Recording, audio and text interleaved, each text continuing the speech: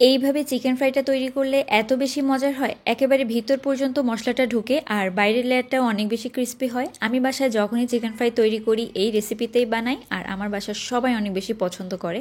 এটা কিন্তু fried rice দিয়ে খেতেও বেশ ভালো লাগে, এছাড়া তো শুধু শুধু আপনারা খেতে পারবেন।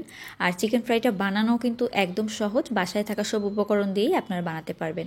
তো প্রথমে এখানে একটা 1 কেজি পরিমাণে চিকেন ভালোভাবে কেটে ধুয়ে পরিষ্কার করে নিয়েছি। তারপর দিয়ে দিলাম লেবুর রস, একটা লেবুর অর্ধেকটা এখানে রস করে দিয়ে দিচ্ছি। আর লেবুর রস দেওয়ার পরে দিয়ে দিব অল্প পরিমাণে একটু লবণ, তার সাথে দিয়ে দেবো আদা বাটা এবং রসুন বাটা। আদা বাটা রসুন বাটা দিয়েছি এখানে প্রায় 1 চামচের মতো। 1 চামচ আদা বাটা এবং 1 চামচ রসুন বাটা, তার সাথে কিন্তু 3-4টা কাঁচামরিচও আমি একত্রে একটু বেটে নিয়েছি। তো এখন সব কিছুকে ভালোভাবে মেখে এটাকে রেখে দিব আধা ঘন্টার মতো। আধা ঘন্টা মাখিয়ে রাখলে হবে কি, চিকেনের ভিতরে মশলাটা খুব ভালোভাবে ঢুকে যাবে। আর চিকেনের পিসটা কিন্তু খুব বড় করে কাটবেন না, একটু ছোট করে কাটবেন, এতে করে মশলাটাও ভালোভাবে ঢুকবে। আর এই রানের পিসগুলোকে কিন্তু একটু কেটে দিবেন, এতে করে ভিতরে কিন্তু মশলাটা ঢুকতে হেল্প হবে। তো এখন দিয়ে দিচ্ছি 1/2 চামচের মতো জিরার গুঁড়া, 1/2 চামচের মতো দিয়ে দিব এখানে আমি ধনিয়ার গুঁড়া। জিরা ধনিয়ার গুঁড়া কিন্তু অবশ্যই দিতে হবে। গরম মশলা গুঁড়া দিয়ে দিচ্ছি 1/2 চামচের মতো, শুকনা মরিচের গুঁড়া 1 চামচ দিয়ে দিচ্ছি। ঝালটা আপনারা আপনাদের পরিমাণ মতো বাড়িয়ে কমিয়ে নেবেন। এখানে দিয়ে দিব প্রায় 3 টেবিল চামচের মতো কর্নফ্লাওয়ার, আর তার সাথে 2 টেবিল চামচের মতো দিয়ে দিব এখানে বেসন।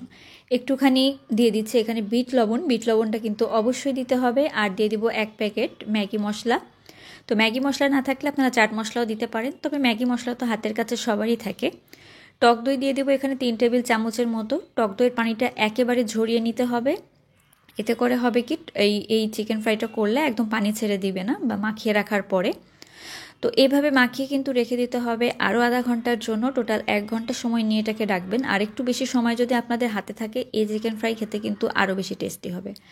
তো আমি এখানে একটু জর্দার রং দিয়েছি, জর্দার রংটা দিলে কিন্তু খুব সুন্দর লাগে চিকেন ফ্রাইটা দেখতে। এটা সম্পূর্ণ অপশনাল, আপনারা চাইলে এটা নাও দিতে পারেন, তবে দিলে চিকেন ফ্রাইগুলো করার পরে কিন্তু অনেক সুন্দর রং আসে। তো আধা ঘন্টা পরে আমি আবার একটু হাতের সাহায্যে মাখিয়ে নিচ্ছি। আপনারা যদি চান চাইলে কিন্তু এখানে কাসুরি মেথিটাও ব্যবহার করতে পারেন। আমি মাঝে মাঝে কাসুরি মেথিও ব্যবহার করি, এতে করে একদম অন্যরকম একটা ফ্লেভার পাওয়া যায়। তবে আজকে আমি আপনাদের একদম সিম্পলভাবে করে দেখাচ্ছি, কারণ কাসুরি মেথি অনেকের কাছেই থাকে না।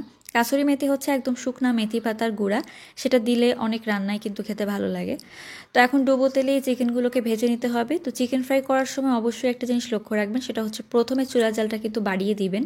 নিচে যখন একটা লেয়ার তৈরি হয়ে যাবে, তারপর চুলার জালটা কমিয়ে চিকেনগুলোকে প্রায় 20 থেকে 25 মিনিট সময় নিয়ে ভেজে নেবেন। তো আমার চিকেন ফ্রাইগুলো কিন্তু করা হয়ে গিয়েছে, দেখতে পাচ্ছেন কত সুন্দর হয়েছে। আর এভাবে চিকেন ফ্রাই বানালে অনেক অনেক মজার হয়, আপনারা অবশ্যই এভাবে কিন্তু একবার ট্রাই করে দেখবেন। একদম আমরা সাধারণ যে চিকেন ফ্রাই খাই তার থেকে অনেক বেশি মজার হয়। আশা করি রেসিপিটি আপনাদের অনেক ভালো লেগেছে। আল্লাহ হাফেজ।